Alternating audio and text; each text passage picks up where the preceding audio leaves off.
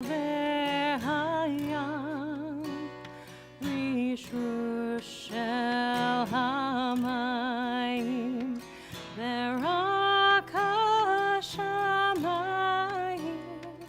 תפילת האדם.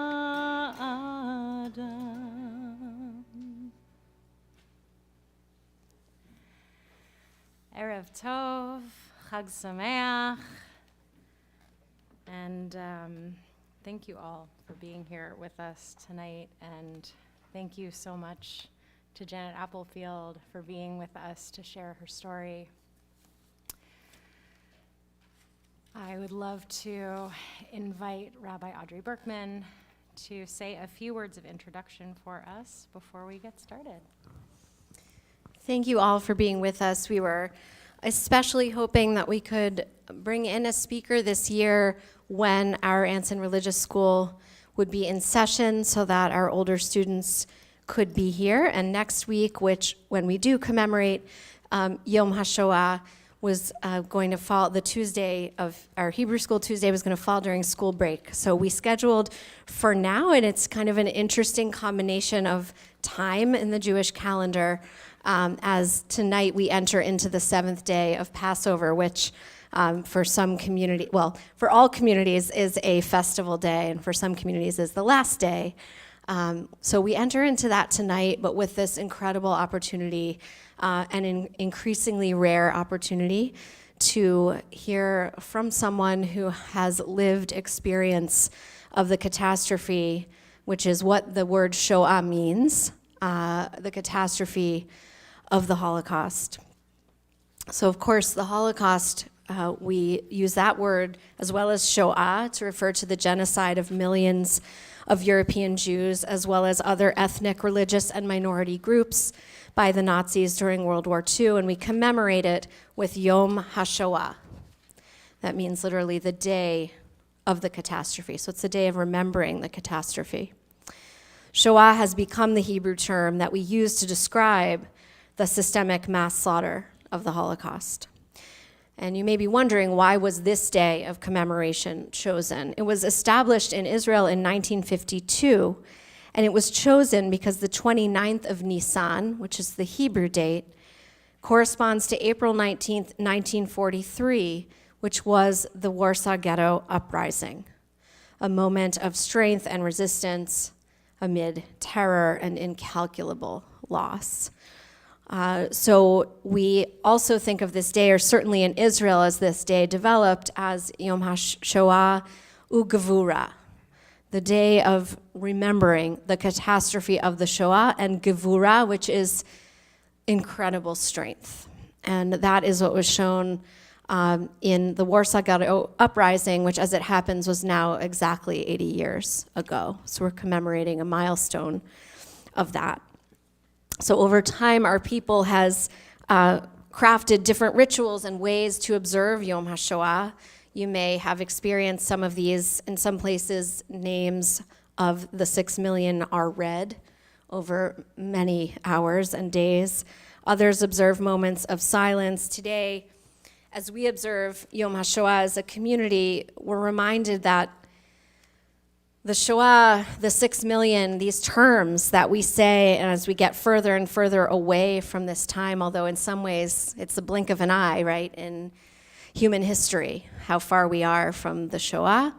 But it can feel very far away, especially for our younger people.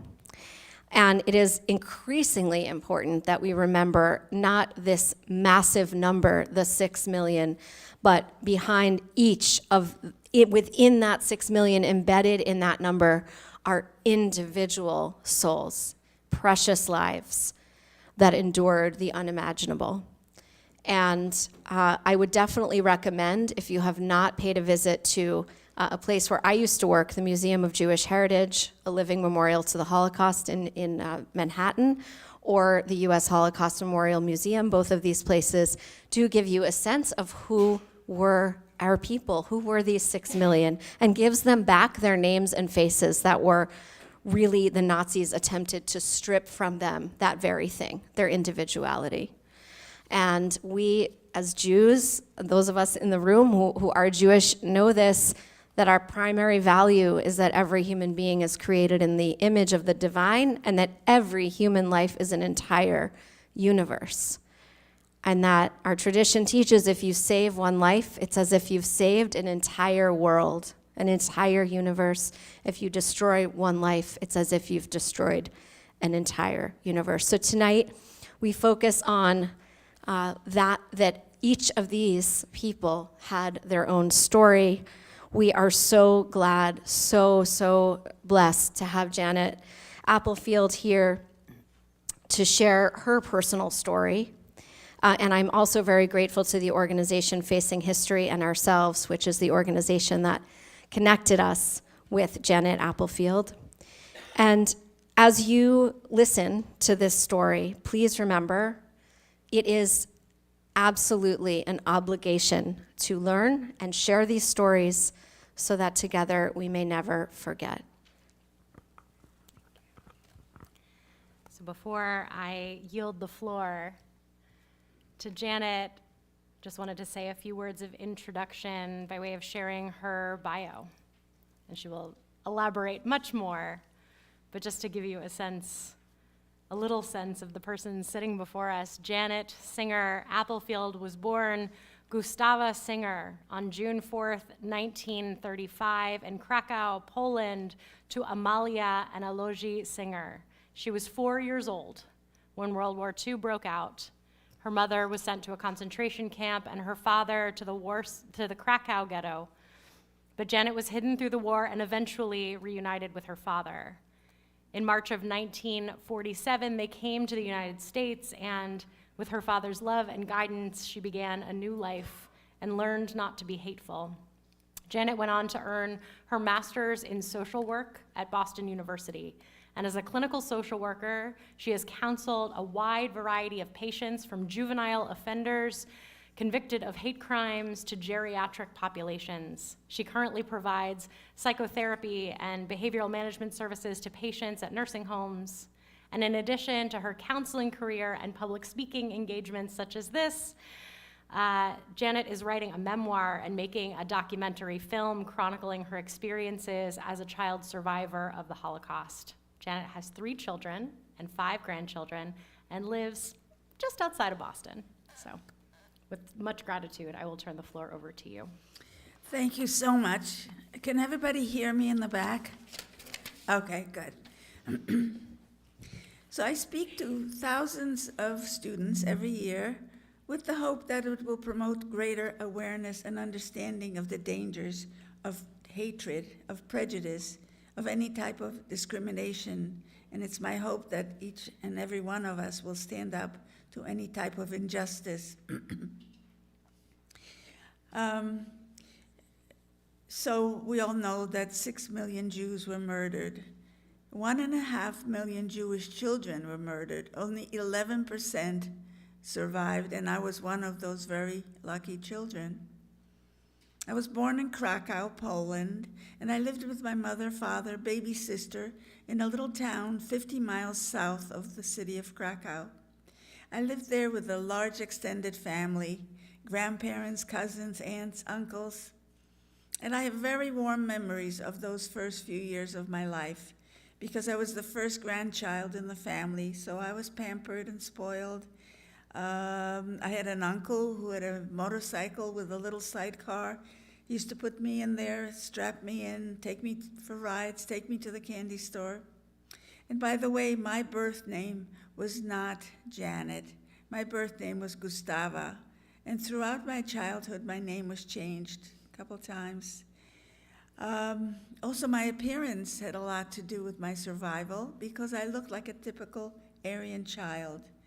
I had blonde hair, light skin, green eyes, and I fit that profile very, very well.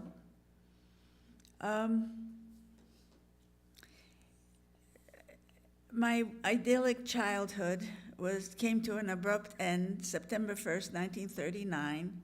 My father told me he heard explosions. He turned on the radio, and he heard the announcer say that Poland was attacked by German army. So the first few days were crazy, confusing, chaotic. People didn't know what to do. My father took me to my other grandparents' home in another little village nearby. He took me and my mother and my sister. And when we arrived there, everybody was packing up their belongings and running away, heading away from the fighting and heading in the direction of Russia, eastward. My grandfather packed some of our things onto a horse and wagon, and we started this really very difficult journey. I was just 4 years old when the war started, but I do remember this ride because there were planes overhead shooting at us, and we had to jump off the wagon and hide in a ditch and wait till the shooting stopped. Sometimes the roads and bridges would be out. We had to cross the river by foot. I remember seeing an airplane that was shot down, it burned, and it crashed. So after several weeks of very difficult travel, we arrived at our destination. In the meantime, my father and his brothers tried to join the Polish army, but Poland was defeated in 1 month's time. And when that happened, my uncles and my father joined this caravan of people that was constantly streaming out of Poland and heading to Russia. There were about 200,000 Polish nationals that crossed the border. When my father first arrived, he had no idea where we were. Of course, communication in those days was much more difficult. Not many people had telephones, and certainly there were no cell phones. My father advertised in the newspaper looking for us, and in time he was able to find us. Life in Russia was difficult. There was shortage of work. There was shortage of food. I remember going with my mother to the forest to pick up mushrooms. Sometimes my father would come home with 1 or 2 potatoes in his pocket. 2 very difficult and tragic things happened while we were there. One day there was an announcement made that any men who needed a job should report at the town hall. My 2 uncles went that day, but my father didn't because he wasn't feeling well. When they arrived there was a marching band playing.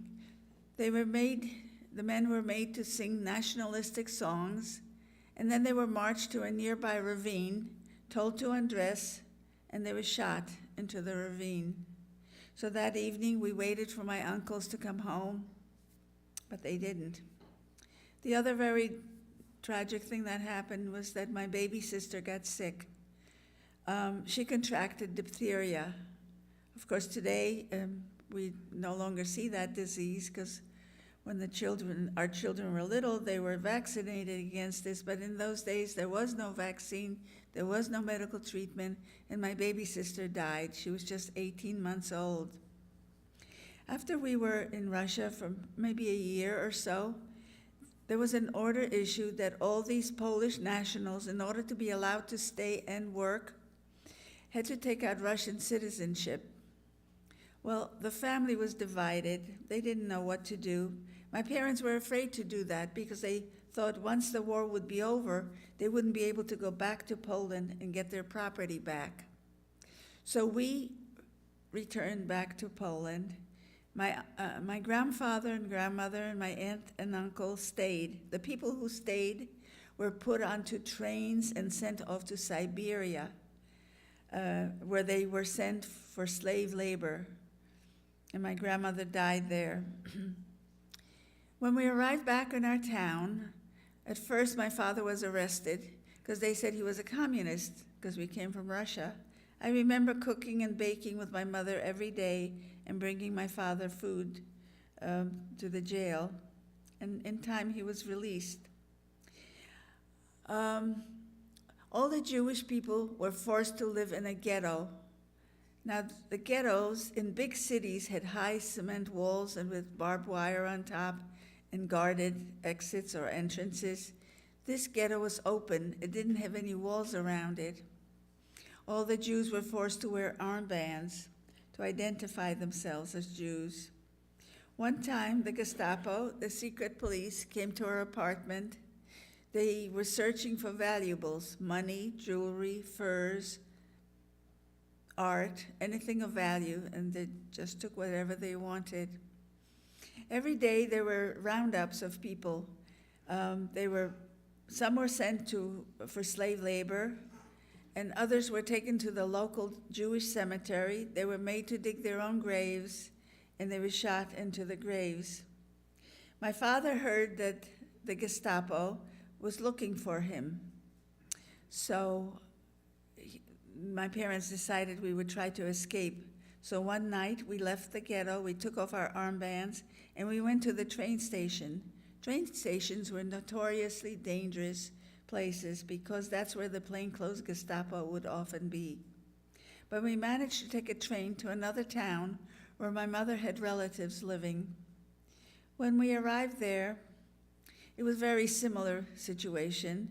The Nazis were very well organized, and my parents saw that it was not safe to stay there. So once again, they thought we could escape. So one night, my father got a horse and wagon. It was August 1942, a very bright night. The moon was out, and we started to drive out of town.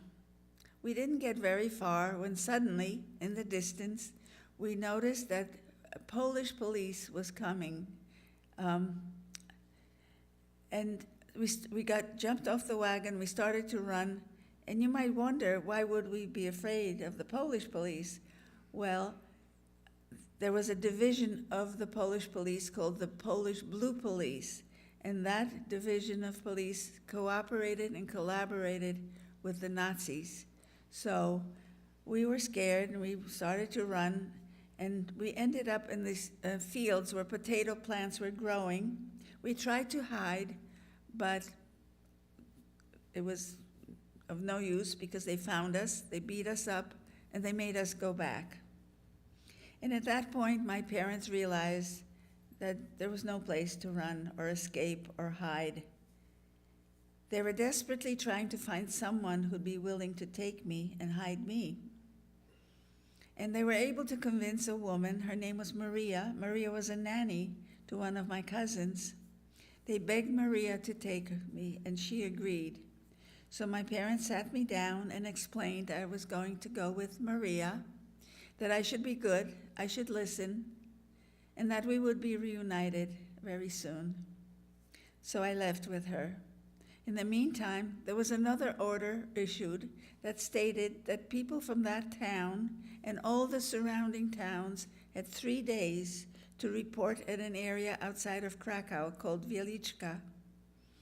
My parents again made a decision. They decided that they would separate from each other. Their thinking was that if they did that, maybe, just maybe, one of them would survive. So they arrived at this place independently, and when they got there were approximately 12,000 people congregated in this huge, huge field. It was August 1942, very hot. There was no water, there was no food, and there was no place for them to sleep. They had to sleep on the ground. And then there was a selection. A selection meant that there was a group of SS officers who made a decision who would live and who would die. Approximately 1,000 men were selected for slave labor. My father was one of those men.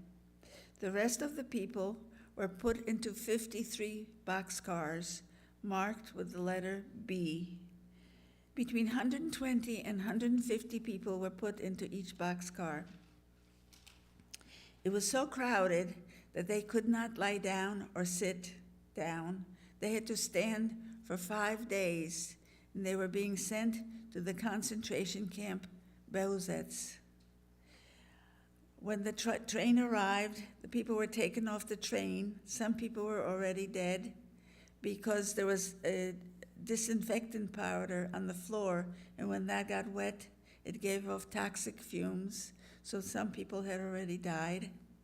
The rest of the people were taken to the gas chamber. It took only 3 hours from the time they left the train to when they were killed. This camp existed for 6 months, and in that period of time, 600,000 people were murdered. Only 2 people survived this camp. Today, there's just a monument and a museum there. So my mother, my grandmother, my aunt, my cousins, many of my family members were victims of that camp. My father was sent to the Krakow ghetto. Every morning at 4 a.m, he and other prisoners were taken to a local cable factory. My father worked on an assembly line, making electrical cables. He told me he kept a little photograph of me in front of him. He said that was the only reason he wanted to live, knowing that he gave me away and he had to find me when the war would be over. He said that he and the other men were starving because all they were given to eat was black bread in the morning and coffee, black coffee, and at night, very thin soup. He had a German foreman who every once in a while would slip my father an extra piece of bread. And of course, my father was so very grateful for that. While my father was still living in the Krakow ghetto, the Nazis were building the concentration camp called Płaszów on the outskirts of the city of Krakow. And when that camp was completed, the Krakow ghetto was liquidated and all the people were sent to live in the concentration camp. Now, I left with Maria. Maria had an apartment in Krakow. I remember so well being in that apartment because there were times when she would go out in the evening and leave me alone. There was no electricity in the apartment, so I was terrified.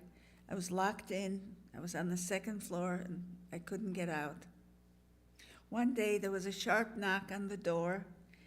Maria opened the door, and there was an SS officer standing there, and he said, "I have orders to search your apartment to see if you're hiding any Jews."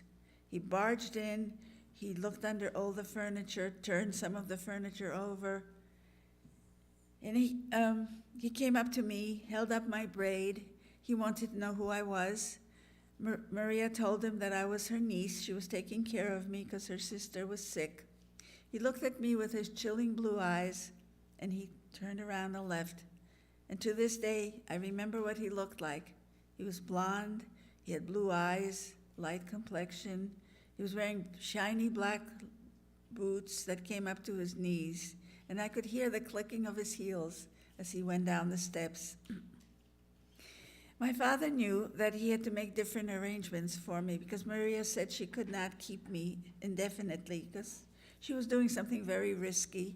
And so he was able somehow to get in touch with a cousin who was living on falsified Polish papers. She had Polish identity.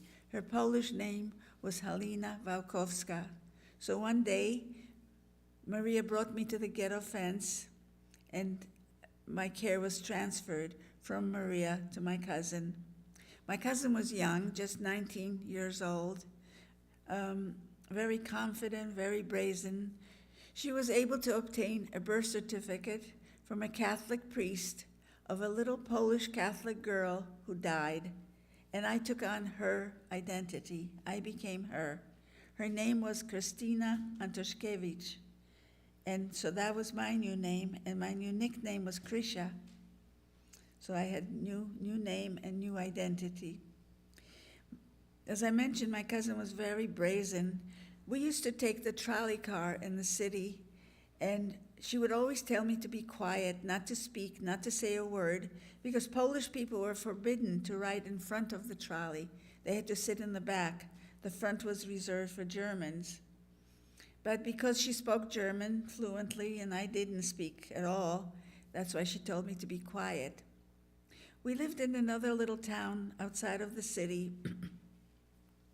She was very mean to me, very cruel. She used to beat me with a fireplace poker. And when I cried for my mother, she would say, "Your mother's dead. She's never coming back for you." One time she beat me so severely that all my fingernails turned black and got infected, and all my nails fell off. There was a nice lady who lived next door. She was the landlady from whom we rented the cottage. Her name was Janina. I remember when my fingers were so badly injured, Yanina made bandages for my fingers. And sometimes I would have to, my cousin would go out for the whole day. She would make me sit outside on the front stoop, and I'd be cold and hungry. I'd be sitting in my pajamas, and she'd be gone all day. Yanina was nice. Sometimes she would let me play with her baby, and sometimes she would give me bread to eat. I used to have to take these very big and heavy boxes to the post office. They were so big that I could barely carry them, and I had no idea what was in those boxes. Much, much later, I found out. So my cousin had a Polish boyfriend who lived in the same town, and he had a shoe factory. But behind the shoe factory, they were making ammunition. And he and she, I believe, were in the Polish resistance. So in those boxes were shoes and boots, but in the shoes and boots were hand grenades, guns, bullets, and I was mailing these boxes all over Poland. They were going all to different resistance groups. One day, she said to me that she was going to the city to meet her boyfriend, and she told me that she was going to take me with her. When we arrived in the city, she took me into a church, and she told me to sit and wait for her while she was going across the street to meet her boyfriend in a cafe. So I sat and I waited in the church, and I waited and waited and waited, and she never came back. So finally, I walked out of the church. It was late afternoon. The whole street was cordoned off. I crossed the street, and there were little groups of people standing and talking, and I overheard that the Gestapo had come, and they arrested everybody in that cafe. So here I was, 7 years old, walking up and down the street. I just didn't know what to do. I was crying. I didn't know what to do. Suddenly, a woman came up to me very, very quickly, put me under her cape, and she said, "What happened? Why are you crying?" I explained that my cousin was in the cafe, and now she was gone. I said, "Could you please take me to the bus? I was going to go back to my village." And she said, No, you're too little. So she took me into the building, the same building where the cafe was, but upstairs to the apartment of a woman by the name of Alicia Goomp. Alicia asked me, "What happened? Where are you from? What's your name?" So I had practiced a story to tell if I was ever captured. And the story I told her was that I was the daughter of a Polish officer. I came from Warsaw, and my parents were killed in a bombing raid. And I was living with my cousin, and now she was gone. Alicia said I could stay. However, I couldn't stay in that apartment for 3 reasons. One was there was an SS officer living in the apartment building. Another reason was that Alicia's mother, who also had an apartment in the building, was very active in the resistance. And in her apartment, she ran a hospital, she had shortwave radios, and she had ammunition. And the third reason was that when the Gestapo made an arrest, they always came back for the second time. So they were afraid to keep me there. So that early evening, the oldest son, Staszek, took me, and we walked for several miles, and we came to a farm that was owned and operated by the Catholic Church. And Alicia's brother-in-law was the administrator of the farm, so I remained on the farm. I remember one time we had slaughtered a pig. Now, Polish people were forbidden to kill animals for their own consumption, but they had slaughtered a pig, and they were cutting up the carcass in the kitchen, and it was a big mess. And suddenly there was a knock on the door. A neighbor came to tell us that the police was on the way. So very quickly we cleaned everything up, hid everything in the attic, and we waited, and they came. It was not unusual for them to drop by to pick up cheese, butter, eggs. So this was the Polish Blue Police again that came. I was always afraid when I saw uniforms. No matter what uniforms, I was scared. And I don't know what made me do this, but I said, "Give them vodka."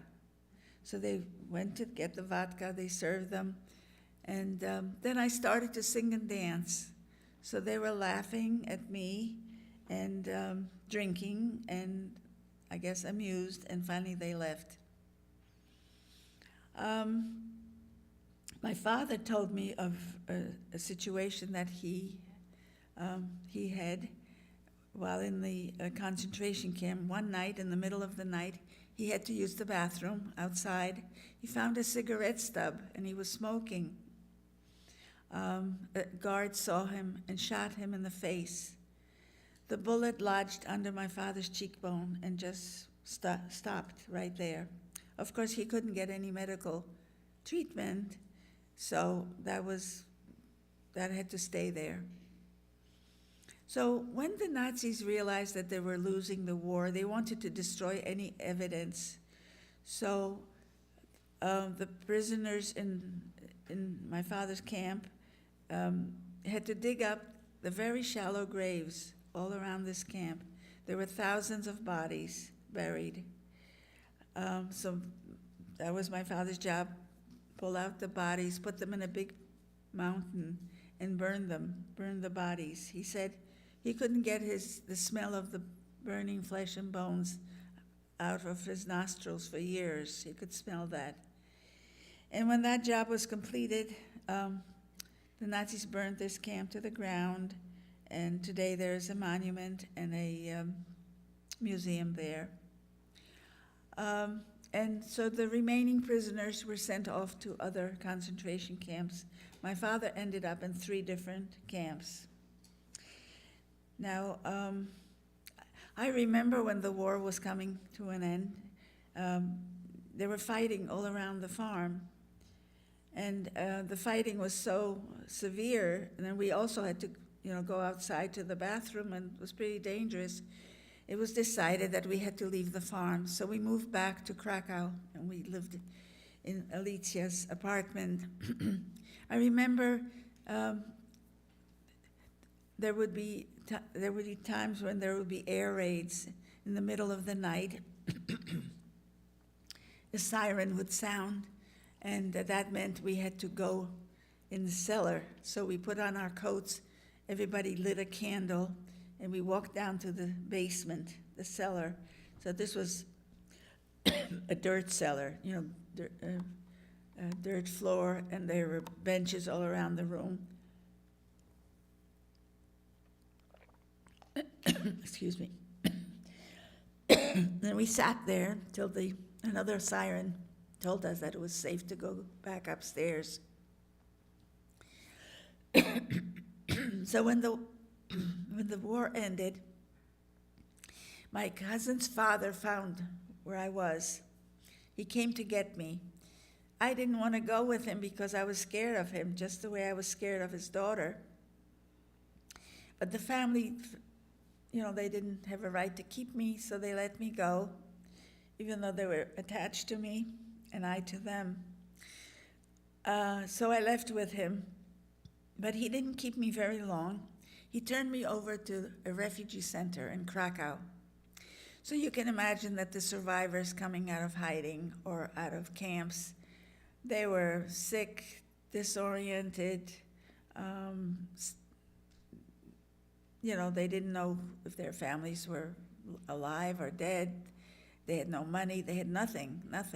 So this was a place where they could go and get some help. So I was 10 years old when the war ended, and I went to live in the refugee center. There were 70 children like myself, some a little older, some younger. We were in this one big room. They didn't know what to do with us. Of course, we were safe and we were fed. And along came a woman. Her name was Lena Kuchler. Lena came every day because there were lists posted on the wall with names of survivors, and she was looking for her husband and child and other family members. And she came across this room full of children, and she made a decision that she had to do something for the children. So in time, she was able to open 2 orphanages. I remember the night we left for the orphanage. We had to leave in the middle of the night because there were men and women picketing in front of the refugee center, carrying hateful slogans saying that Hitler should have killed all of us. So we climbed into the trucks. They pulled covers over us so we wouldn't be seen. One of the trucks was for children who had tuberculosis and other infectious diseases. So I went to live in an orphanage. Only the high school age children were sent to public school, but every day they came back, they were beaten up by the Polish kids. Lena went to the school begging the principal and the teachers to protect the children, but they didn't. And Lena was always afraid that our home would be attacked because the other orphanage was attacked 3 different times, and finally it was decided that it was too dangerous to keep it open. So they closed that orphanage, and those children came to live with us. And because Lena was so afraid that our home would be attacked, she obtained ammunition, and the older children were trained in use of ammunition. One night, a Polish lady knocked on the door. She came to tell us that our home was going to be attacked. So the children took their positions on the terrace and balconies and on the roof, and they waited. And in the middle of the night, Polish men came. They were on horseback, and they were carrying fire torches, and they were shooting. But the children were able to defend the house. One day, Lena went back to Krakow to pick up some provisions to the refugee center, and she overheard a man asking about his child. She said to him, "Can you describe what your daughter looks like?" And he described a little girl with blonde hair, long braids, and a birthmark on the left thigh. And Lena said, "I think I have your child." She came back to the orphanage, and she called me down to her office and said, "I have wonderful news. Your father is coming." And I'll always remember that reunion because I was so scared of him. He looked like a skeleton. I hadn't seen him for about 3.5 years. And he was hugging and kissing me and telling me he's going to take me. I didn't want to go because for the first time I had friends, and Lena was our mother. We called her mother. My father was really sick. He couldn't take me right away, so he rented a room nearby. I saw him every day. He got stronger, he gained weight, and in time he was able to take me. And we went back to our town and moved in with 3 of my father's friends who survived into my grandparents' apartment above their store. But we weren't safe there. There were notes posted on our front door saying we would be murdered. 2 of my father's friends were murdered after the war. Young men driving in a car, they were ambushed and shot. My father went to the police chief asking for protection, and the police chief said that all he could do was to give my father a gun. So my father slept with a gun, and in time he decided it was too dangerous to stay in our town, so we moved back to Krakow. And by that time, my grandfather and my aunt and uncle came back from Siberia, so we moved in with them for a short time. My father realized soon that we needed to leave Poland because Poland was one big morgue, and there was, we couldn't get our property back. We were not safe, and we weren't welcome. Anti-Semitism after the war was very, very severe. And there were even pogroms after the war ended. So my father had 2 brothers. One was in Palestine at the time. He immigrated to Palestine in 1934. And then he had another brother in America. And he came to me and said, "Where do you want to go?" And I said, "I want to go to America because I heard that money grew on trees." So it wasn't simple, packing our bags and leaving. It took about 2 years for us to get the proper documents. We had distant relatives in New Jersey who sent us these documents that basically stated that if my father couldn't support himself and support me, that the family would take care of us so that we would never become a burden to this country and have to go on public assistance. So in March of 1947, we sailed on a marine transport boat. It was very, very rough crossing because the Atlantic is stormy in March, and everybody was seasick. The men and women were separated, so the women and girls were on one deck, and the men and the boys were on a different deck. So I was separated from my father. I remember being very intrigued with vending machines, because I used to take a nickel, put a nickel in, and pull out a Milky Way. And in those days, Milky Ways were like this. The other food that really I loved, I thought was magical, was red Jell-O. I had never seen that before. So we came to New York Harbor. We were met by my aunt, my new American aunt and my uncle, and we settled in New Jersey. We moved in with them. I had never been to school. I was almost 12 when I came here, but I had never been to school. I knew how to read and write in Polish, but I didn't speak English. My uncle took me to school in April of that year, and right there in the school office, he said to me, "What name do you want? You have to have an American name." So I had not thought about that before. So right there, I came up with the name Jeanette, because we had a cousin who was French. She lived in Paris, and she used to visit us in the summertime, and she was very beautiful, glamorous, long red nails, and her name was Jeanette. So I said Jeanette, and my uncle turned to the secretary in the school office and said, "Her name is Janet." So that's how I got my name. I was put into a 5th, 6th grade, combination grade in April, but by June I was promoted to the 7th grade, which was the correct grade for me. I remember the other serious problem that we had. We came on a 90-day visitor's visa. Actually, we came on a medical visa. My father got a visa so he could have the bullet removed from his cheek. And in 90 days, we had another visa to go to Venezuela. The only way we could remain in this country is if my father got married to an American citizen. So the family looked around, and they found him a wife.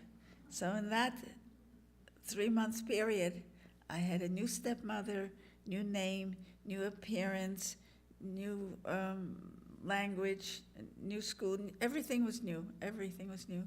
And I remember my 8th grade teacher always referring to me as that little foreign girl. Here I was trying to fit in and not stand out too much, but that's how she identified me. But I had a wonderful group of girlfriends that kind of took me under their wing, socialized me, helped me out. I'm still friends with those women, girls. I was a good student in high school. I was active. I was in a lot of clubs and student government, band, and all that stuff. And then I graduated, and I went off to college. But at age 19, I got married. So in the 50s, that's what young girls or young women did. They got married. Because the message was that you got married or you had some kind of a career in case something happened to your husband, because it was given that the husband would work and take care of you. So I got married, but I promised my parents I would finish college, and I did. I kept my promise, carried a baby to class. It was very difficult, but I did it.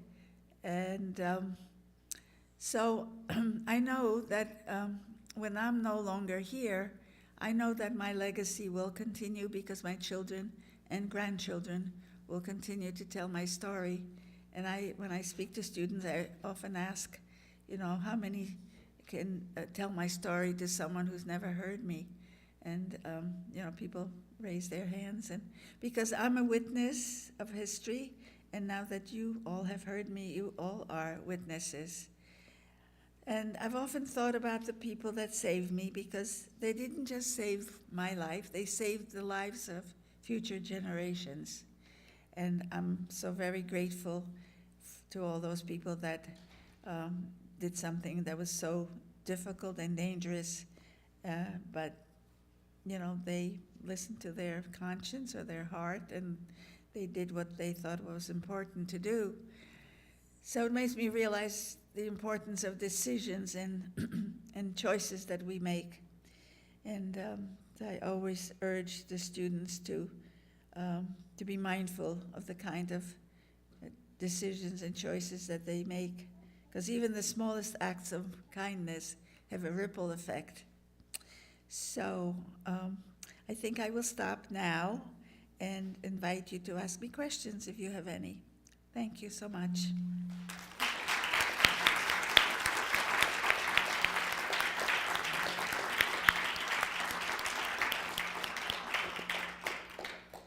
Thank you so much, Janet.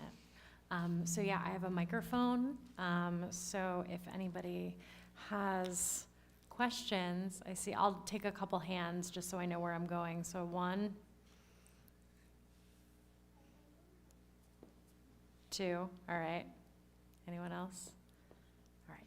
So I'm gonna come here, and then I'll go back to Liam, and then we'll take some more.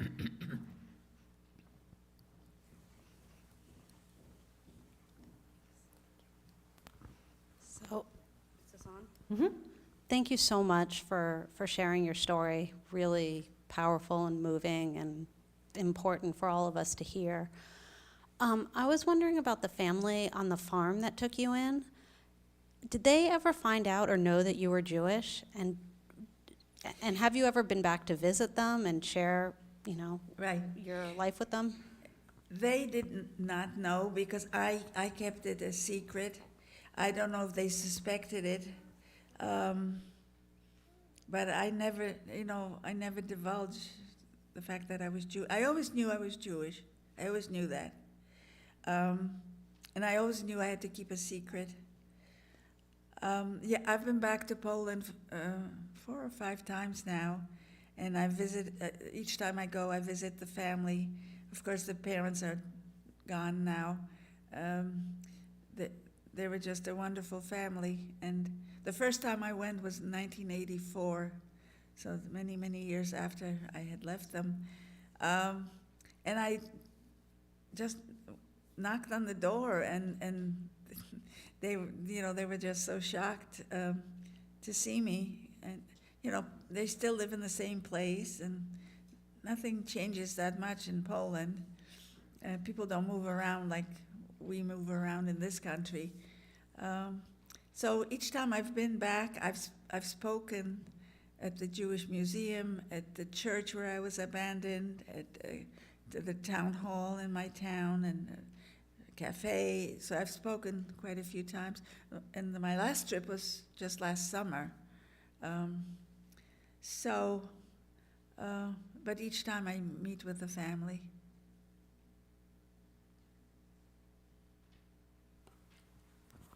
Hi. When the war first ended, how did you feel? And just what was your experience like when you figured out, I guess? I didn't really understand throughout the wartime. I didn't know exactly what was happening. So I knew it was a good thing when the war ended, and gradually I started to learn about what had happened. Of course, being reunited with my father was wonderful. He and I were very close. And over the years, my story has evolved, because I didn't have the information that I do now about what happened to the family. So in 2012, a young Polish woman, a historian, was getting her doctorate from University of Warsaw. Her thesis was on the Holocaust, and she found me on the internet, and we became very, very good friends. And she's done this tremendous amount of research on my family. So that's how I found out what happened to my mother. Initially, I thought she died in Auschwitz. Then next time I thought she died in Pashov, that she was shot. And finally, I know exactly what happened to all my family. I know what happened to my grandfather, my grandmother, and how they died. So I'm very fortunate that I have that connection with this wonderful woman, Carolina Pans. And now she has become one of the foremost researchers on this topic, and she's spoken all over the world.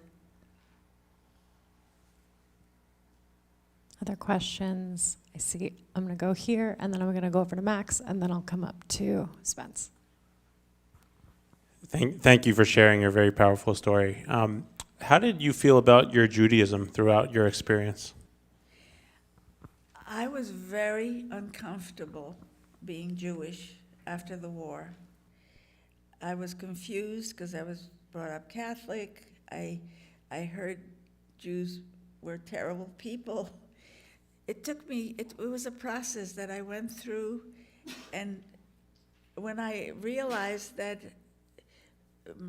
my early foundation, with my family and the Judaism that I experienced when I was so little, those were the things that really held me through the war. It made me hanging in there, So it took a long time for me to process this and to become comfortable with my true identity. And I felt very guilty feeling this way until I heard other survivors who were in similar situation as I had been say similar things, their discomfort. Yeah, thank you very much for speaking with us tonight. I just had one quick question. So you talked a lot about like choices that you had to make, like very difficult choices. Which choice do you think that if you went in a different path, do you think would have most severely affected your life? I think that if we had not returned to Poland and stayed in Russia, my mother would have survived. And that was a tragic mistake.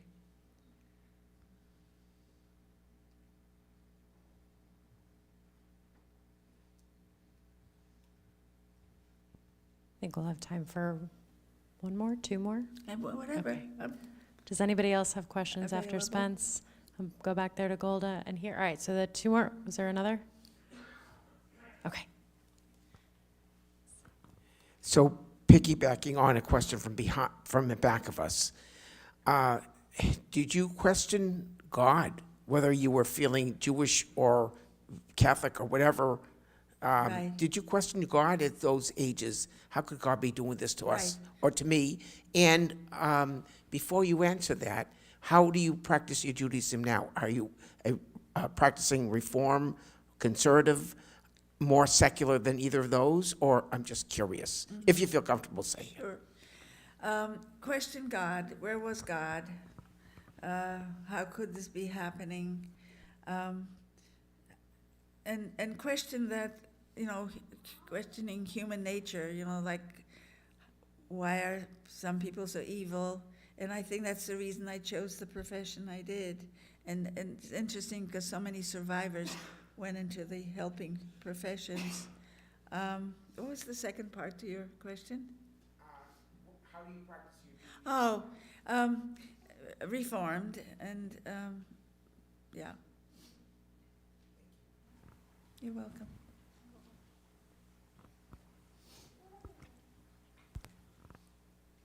Hi.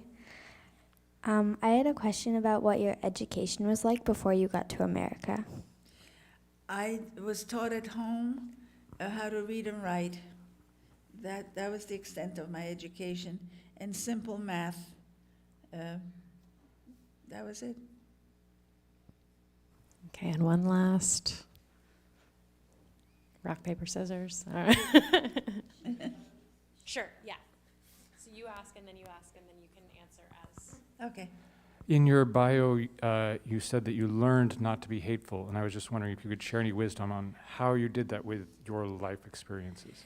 Well, I had a wonderful role model in my father, who did not believe in general responsibility. He felt there were good Germans and, bad Germans, and you have to judge people on the basis of their character and actions.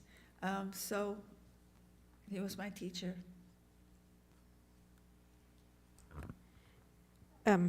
First of all, so many thanks from everybody sitting here for your bravery and your time and sharing your story. It matters so much.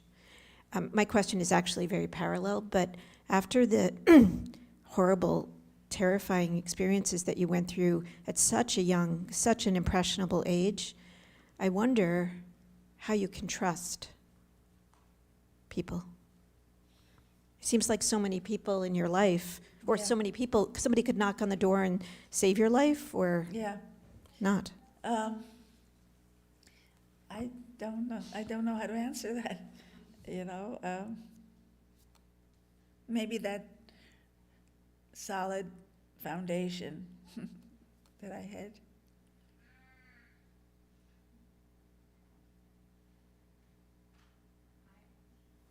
I actually have a question. And I wonder,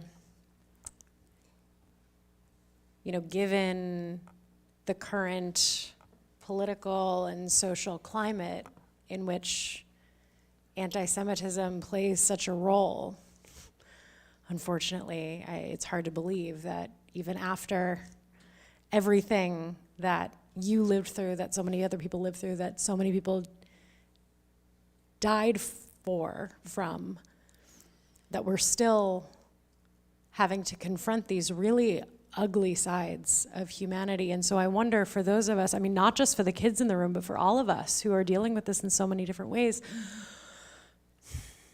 what advice do you have for us? It's very disappointing and frightening and shocking. I don't know, can't use any stronger adjectives, but I think we have to speak out. We can't be silent. That's the main thing. Silence is lethal. On any level, speak out, talk, join groups, join clubs, march, do all those things that we all are doing. I don't have any other advice. I wish I did. That's very valuable. I appreciate it. I know we all appreciate it. Again, I'd really love to just give you a round of applause. Thank you.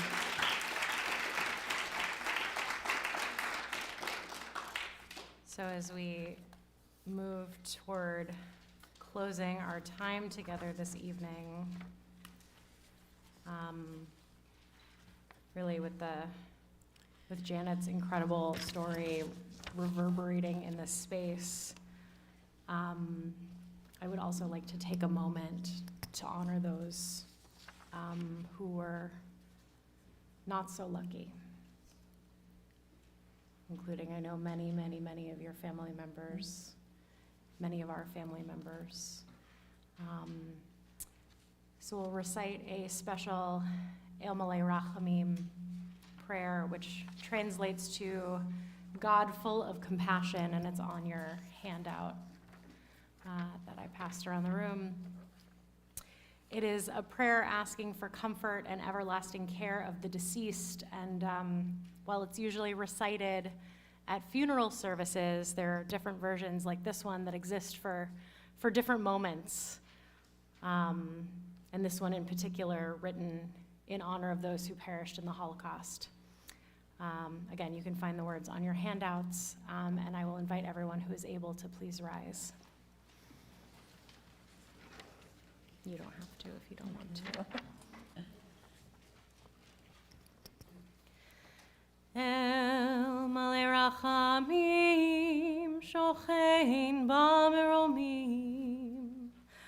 אמצי מנוחה נכונה תחת כנפי השכינה,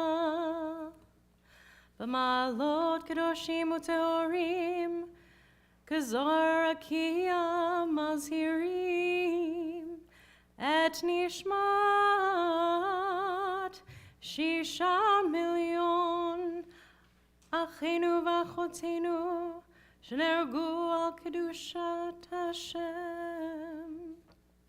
בעל רחמים יסתירם בסתר כנפיו לעולמים, ויצרור בצרור החיים על נשמתם, אדוני הוא נחלתם. וינוח בשלום על משכבם, ונאמר Amen. God, full of compassion, who dwells on high, grant perfect rest beneath the protective wings of the Shekhinah, from whose high, sacred, pure place brightness shines like the glow of heaven to the souls of our 6 million siblings murdered because they were Jews. Source of mercy, enfold them in your embrace forever and secure their souls in eternity. Adonai, they are yours. May they rest in peace. And together we say, Amen. You may be seated. Before we close, I will first invite everyone to stick around for a few minutes for some refreshments in the back. And as you may know, today is not Yom HaShoah proper. It will be next week, and if you are available on Sunday, please join us as we will be coming together as a community to join the larger Boston community for the JCRC, Jewish Community Relations Council, Boston Holocaust Commemoration at Faneuil Hall from 2 to 4 p.m. On Sunday. If you would like to travel together from Brookline on the T, I will be here at 1 p.m. and we will leave shortly thereafter to arrive with time to get seated for 2 p.m. Rabbi Berkman, did you have? Sure. On Monday evening, we will mark the official day that is Yom HaShoah by lighting a special yahrzeit memorial candle that was mailed to all of our members by the Brotherhood. We're very grateful that they do this for us every year. So if you weren't on our list, you're not a member, and you can still join for this communal candle lighting that will take place on Zoom Monday night. Just a quick communal moment of lighting this candle together, saying a few prayers and song and blessing in memory of our siblings and all who were murdered in the Shoah. It will be at 7:30 p.m. The Zoom link will be in your newsletter. If you have any questions, just email us or call the office. But those of you who are members should have received a package from the temple that contains within it the Holocaust Memorial Candle, yahrzeit candle, that we will have a moment to light together.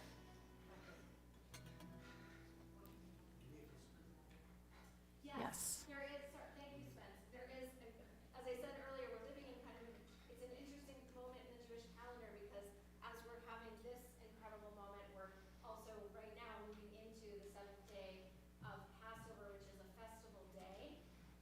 But also one of the 4 times per year that Jews say Yizkor, the memorial prayer for those loved ones who have died. So we are joining with Temple Sinai tomorrow morning for that service at 9:30 a.m. At Temple Sinai, it will be a festival service with the liturgy for the 7th day of Passover, as well as with that Yizkor memorial service embedded in it. It's customary also to light a yahrzeit candle for your loved ones for this last day of Passover as well. So if you're able to do that, you're welcome to do that. But please do join us if you're able, 9:30 a.m. at Temple Sinai tomorrow. Thank you. All right, and we will close as we opened with the words of Chana Senesh, the poet laureates and national heroes of Israel, who also died by the hands of the Nazis. This poem, set to music, has really become somewhat of an anthem of memory in Israel and in Jewish communities. The words can be found on the front of your handouts. Eli, Eli, shelo yigamer leolam, hachol ve'hayam, rishru shel hamayim, beraka shamayim, tfilat adam, hachol ve'hayam, rishru shel hamayim, beraka shamayim, tfilat ha'adam. Oh God, my God, I pray that these things never end. The sand and the sea, the rush of the waters, the crash of the heavens, the prayer of the heart, the sand and the sea, the rush of the waters, the crash of the heavens, the prayer of the heart.